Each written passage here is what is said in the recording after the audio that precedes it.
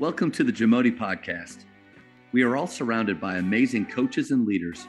So let's get an inside look at not just what they do, but how they do what they do. After all, becoming the best versions of ourselves is JAMODI, just a matter of doing it. Coaches, the JAMODI podcast is powered by Shoot 360. The future of basketball has arrived in Dallas-Fort Worth. Shoot 360 combines the latest sports technology with the fundamentals of basketball skill development. The result is a one-of-a-kind video game-like basketball program designed to improve your shooting, dribbling, and passing. Visit shoot360dfw.com to learn more and register for your free 1-hour workout evaluation. Shoot 360, the future of basketball is here. The standards and pillars of your program, I think I read in one of those articles about 3 C's, and I think you mentioned character being one of the, you've already set it in, but I'd love for you to go through those pillars that and also the question is, did you attack the girls team the same way, like same culture, same pillars? Same exact. I mean, like I said, like parenting, like it's not like telling my kids, okay, hey, my daughter, we're gonna grab these stones and we're gonna worship them. Son, I'm gonna do something different with you. I'm going to have you go on a mountain and reach out for the creator. So it's like, no, both the same. Yeah. We're going to do everything the same, but the approach is going to be a little bit different. The times on the drills are going to be a little bit different. And, but I took everything the same way, the same approach. Same philosophy, same teaching, character, competence, and connection, building trust through those 3 C's. And I think that's the best way to do it is to character is ethical trust, and it's me living out the standard, walking it out before I demand it of my players. Competence is knowing what I'm teaching. More importantly, though, especially on the reservation here, knowing who I'm teaching it to. Being up at the middle, upper class, school previously, a lot of how I said things to them, I won't say that to how I would speak to these players here or anywhere else I go after here. Should I go anywhere else? And whatever God's will is in that, I just want to know who I'm teaching it to, and that's competence. And then connection. This is where a lot of coaches I've learned refuse to go from good to great because the connection piece, it's inconvenient, it's tough. You can't fake it. You have to face it till you make it. Yeah, and connecting is simply caring for these players. And when they're going through a tough time, I got plans. We're going to do, you know what? I'll be right there. Hold on. Can you, I'll call your parents. Do they know? Because I'm showing up to your house right now. I'm going to be there. Don't worry. You got a headache? Let me call mom, dad. Hey, you give your son ibuprofen to leave, Tylenol. What can I give them? Because they got a headache right now. Have they told you to have history of this stuff? And it's just catching all those things and just showing up and like, man, they show up shoes. I look at shoes. Okay. Those ones, I don't know. They might not work. They look old. Hey, you got other shoes? No, coach, all I got. All right, that's good. And then there's people in our community that are just willing to always give and like, let me know. So like, hey, we got this kid. Okay, cool. Please don't tell him who we are. But yeah, I want to give this to the school. Give it to the school. Like, hey man, there's some kicks over there by your bag. Like, what? And so we just leave it at that. No one has to know. Team doesn't have to know. Yeah. Kid just walks in with new shoes. All his buddy, dang, those are cool shoes. You got, whatever, Kobe's or LeBron's, whatever. And they're just like confident, like, wow, and it's just connecting. And it's not meeting all their needs. It's finding a need and doing your best to meet what you can, and just saying, I care enough to say, and you should have your needs met. Is there anybody in your family? Is there, how are your parents doing? How are you and your dad doing? And that's what the boys, how are you and your dad? Well, I haven't talked to him in years. I haven't talked to him in days. I haven't talked to him in months. Or, it's like, man, me and my dad are great. We got up this morning. We did our drills. We prayed.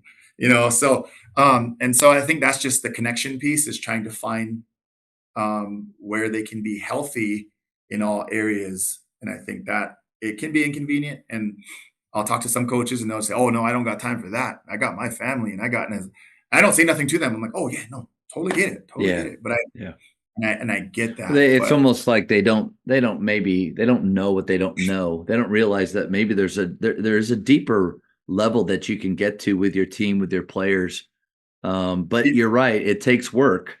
And you have to be in the moment, be where your feet are, to, I think, seize those opportunities when they come up.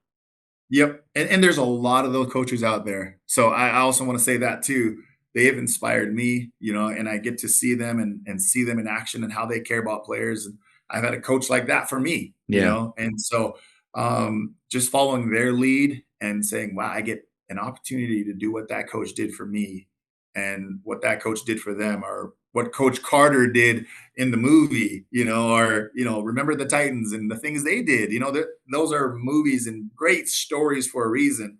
And I think they've inspired so many hundreds of thousands of coaches, and we definitely want to be one of them. We want to go above and beyond the call of duty and do more than just teach the game. We want to impact lives for the greater good, and hopefully some of these kids will get to know God in a stronger way, and then Yeah.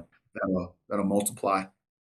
We have our snaps celebration. So from PGC, I took snaps home and or to our school, and so it's funny how at PGC we snap to celebrate. You hear something good, like you just start snapping. So we Oh, do okay. it in our program, and so like if somebody says something inspirational, we're celebrating somebody, you'll just hear snaps, and it's become even more like now it's a greeting. So I'll be walking down the hallway and I'll hear behind me, Oh, and that's it's a snap, but we call our banquet snaps because the whole time when we're celebrating, we got all. But at snaps, the seniors every year they get to talk for 30 seconds to a minute, whatever they want. Thank the people they want to thank.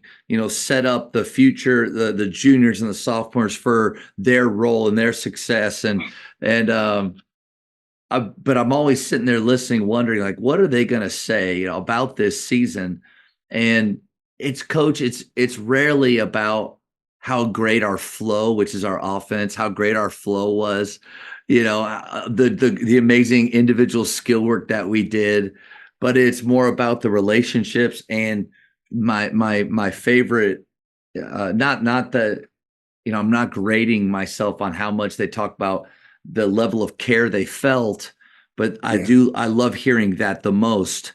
If it yeah, was just about basketball, then man, I feel like we missed out on a lot of opportunities. But to hear them talk about how they felt cared for and listened to, but coach, like that means you got to have individual meetings. And those yep, individual meetings take time, and you have to have those scheduled out because the idea that they're just going to happen by accident, I mean that, mhm, or by chance, that rarely happens. So yeah, how did that connection piece, it's huge, and why do we miss out on it? Because it takes work.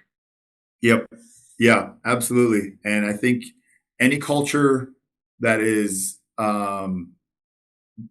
built by default is a mediocre culture. And any culture is built by design has a chance to be a great culture, because we as leaders, we build and we create culture, and then culture drives behavior. Behavior produces results. I think that might go into one of your questions too, but and I feel like that's how much um, uh, we have to be intentional with connecting with these players. And I guess even that goes into our pillar. One thing for me in my one shot leadership program, um, I I put a trademark out there. Spirit Soul Basketball. I don't know if it's. I mean, I applied for that. I don't know if it's out there already, but I just Spirit Soul Basketball. Spirit, your connection to God, you and God, And for me, I'm connected to God through Jesus Christ, And so, like that's how I believe. That's how I live my life. And I use the center circle for that, with the team, just to give them a visual. The jump circle right in the middle of the court. There's your spirit. The outside, right after that, is your soul. It's your mind, will, and emotions. We want to make sure you're strong there. We want to make sure that there's no suicidal ideation, because that's been a problem in our community in the state of Montana Hmm. for decades, and I want to make sure that we're talking about that we question you, and that we're going to bring that to the table and say, are you thinking about ending your life? We're not going to hide from it. We're going to face it together. And that's going to be a part of it. And then mind, will, and emotions. Um, Home class gym, education, teaching. You cannot be a champion in the gym if you're not one in the classroom. You won't be one in the classroom if you're not one at home. How are you at home? How are you with your mom? How are you with your dad? You and your siblings get along? Are you respectful to your aunts and uncles? How are you at home? And let's start there. And then, you got to show up to every class, because a missed, unexcused absence counts as a missed practice. 3 missed practices, you're off the team. So you got to show up to your classes. And I'm so proud that our students basically have, our student athletes, our basketball players are basically perfect attendance. They have excused absences, they have appointments and whatnot. And then you cannot start on the team if you're under 3.0. You're eligible at 2.0, but if you want to be a starter, you have to have at least a 3.0. And that's given our team a team average Wow. of 3.75. And we had 6 kids that have 4.0s, and then we've had the 3 valedictorians, for since we've been here in these 5 years. And so it's just raising the bar a little bit, but that's one of the pillars is home class gym. Champion mindset, they'll say home class gym in the middle of a drill, in the middle of a game, in a huddle, where a seaman down the hall or at the grocery store. Champion mindset, home class gym, and then that just stays with them, and so they live it out now. I mean, it starts at home, it goes to the classroom or the workforce, and then the gym, your mindset, your warrior mindset. How are you as a warrior, and taking all of that and living it out here as a student athlete, and then out there in life. And then that I think one of the biggest character campaigns, another big pillar is practice isn't over. And that's one we started that really took off, that Coach Bruce shared, that went to thousands of shares. And we had a very tough practice. Like I said, I can almost guarantee no one in our state is working as hard as we are. It's almost ridiculous. I know there's days where we tell our players, you're not going to like me. You're not going to like us as coaches. It's going to get tough, and you're going to question whether you love this thing or not, but it'll break you down a little bit, but we're going to be here to build you up, to love you, and to let you know that you're doing it right, and it's not going to be easy. And so we had one of those days where it was just like, are you serious? Still? And then like, and then we kind of laugh as coaches, like, are we, do we go a little bit further? Like, who feels like they're ready? Like, they're done. And who feels like it's just like, this is everything I've got now, everything I've got. And it's all on the floor. There's no more. And all players raise their hands. Okay, we're just going to give a little bit more now. And they're like, oh my gosh, coach, are you serious? And it's like, yeah, guys, let's go. Let's take it a little bit further. Because right now, the top teams in the state, this is where they're done. Good job, guys. Go home. Do you want to be right there with them, or do you want to be that slight edge? You want to take it a little higher? I said, okay, guys, you're dismissed. We're going to do heart drills for the next 20 minutes. Anyone who wants to do the heart drills, you're welcome. One player shows up, next player. And then they're all lining up, and they're all ready to go. Let's go. Let's do it. And then they realize, wow, there's more in this tank than I thought I had. And so I think that's where the pillar of, practice isn't over came in, because we were huddling and, we raised our hands and we were all in, all our hands were up. Hey guys, and I looked down and I saw some shoes. I was like, hey, don't forget to thank your families for the shoes you have, man. And I was like, put your hands down. Guys, you know what? From now on, practice isn't over. It is amazing what these kids and what God has given us, because it didn't come from nowhere else. It was just a thought in the moment. And I know it was God. All right, guys, practice isn't over until you go home and do a chore. Even if you already did one, learn to go the extra mile for the rest of your life. Do another chore. If it's already a family expectation, great. Just go do another one. Go wash the dishes. Go take the garbage out, sweep the floors, clean every room in the house, and do something extra. Feed the dogs, go water the horses, whatever. And then verbally express gratitude to your families. What does that mean? When we're done here, I want you all to get in your phone notes and write out, or get a note in your backpack and just write out, Mom, Dad, come to the living room. I want you to sit right there. Don't just say, thanks, Mom, thanks, Dad. Call them to the living room, make it special, and say, thank you for the shoes. I know it costs a lot. Thank you for the clothes. Thank you for this house, the roof over my head and keeping me warm. Thank you for the vehicle. Thank you for the food and the clothes. And thank you for the time showing up to games. And thank you for pushing me in the summer training. And thank you for getting me out of my comfort zone. Thank you for everything you've done for me. I appreciate you. I love you. And massage your mom's shoulders. Massage your dad's hands. They might not like it. It's uncomfortable. Or do their feet. Massage their feet and just say, thank you. and say, I love you, Mom. I love you, Dad. And for some, it's, I love you, Grandma. I love you, Auntie. Thank you for raising me when you shouldn't have to. And that night turned into something amazing. And I said, here's what I want you to do. Go do the chore, and then tell your family thank you, express gratitude verbally, make it special, and then report what you did, what chore you did, and what you said to your family to the group chat. All right, let's go. And then we just, Indians on three, 1, 2, 3, Indians. About 30 minutes later, Coach, I did the dishes. He said, practice is over. I did the dishes. I told my mom and dad I love them. Coach, I watered the horses. And I told my granddad, thank you for raising me. I love you. Practice is over. And then it just kept coming in. And the more I read them, I realized this is it. This is why we're here. And they still do that, and it's just, season's over, I'll still get messages, and it's no longer in the group chat. It's just a text, Coach, practice is over.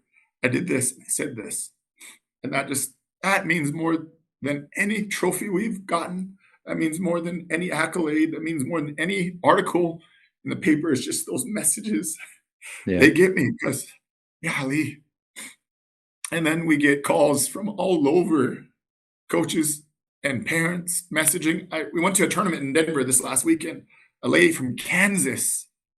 Hey, there's this team out there that you're from Montana. I'm like, yeah, my son plays on this team. There's this team out there. We saw an article and we saw the headline a couple of years ago. And they do this chore thing. They say practice isn't over. And when she started saying it, I was like, wow. Lady from Kansas, And I said, wow, cool. I said, what was the school? I already knew what it was, but she was like, as it was it Lodge Grass? She was like, yes, Lodge Grass.